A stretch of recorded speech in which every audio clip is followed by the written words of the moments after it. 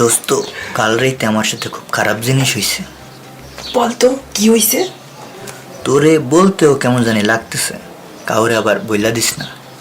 আচ্ছা, কানে কানে বল। জানিস, আমারও তো এরকম হয় মাঝে মধ্যে। আমরা মনে হয় খারাপ ছেলে, নাইলে আমাদের এরকম কেন হইব? আমি শুনছি এইটারে নাকি বলে স্বপ্ন দোষ। এইটা মনে হয় খুব দোষের, নাইলে এটারে স্বপ্ন দোষ বলবে কেন? কার কাছে গেলে যে জানা যায়? স্বপ্নদোষ নিয়ে জানতে চাও? মামুর পাঠশালায় যাও। চ্যালেঞ্জার মামু অ্যাপে তোমরা যৌন ও প্রজনন স্বাস্থ্য নিয়ে যে প্রশ্ন করেছো সেগুলোর উত্তর নিয়ে চালু হয়েছে মামুর পাঠশালা। মামু, একটা সমস্যার কথা বলতে চাই। আমি একটা খুব খারাপ কাজ করে ফেলছি, কিন্তু কাউরে লজ্জায় বলতে পারতেছি না। আমি শুনছি আমার যে সমস্যা এইটারে নাকি স্বপ্নদোষ বলে। আমি কি খারাপ ছেলে মামু? গুরুত্বপূর্ণ প্রশ্ন। তার আগে চলো মামু আমরা জানি না নি স্বপ্নদোষ আসলে কি। স্বপ্নদোষ হলো ছেলেদের বয়ঃসন্ধিকালের একটি অংশ। বয়ঃসন্ধিকালে শরীরে নানান রকম হরমোনের কারণে বীর্য উৎপাদন শুরু হয়। এই বীর্য অন্ডকোষে জমা হইতে থাকে, আর শরীর খুব স্বাভাবিক নিয়মেই বীর্য নিঃসৃত কইরা দিতে চায়।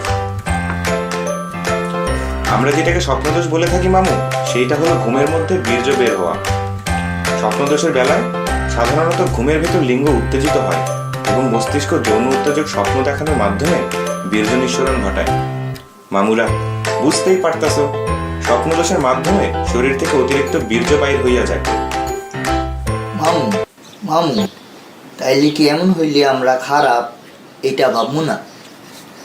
আরে মামু, এইটা নিয়ে অপরাধ বোধে ভোগার কোনো কারণ নাই।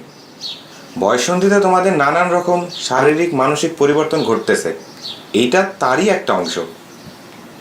এইটা কি শুধু বয়ঃসন্ধিকালেই ঘটবে মামু? স্বপ্নদোষ বয়ঃসন্ধিকালের পরেও ঘটে মামু, তবে সাধারণত বয়ঃসন্ধিকালেই বেশি ঘটতে দেখা যায়।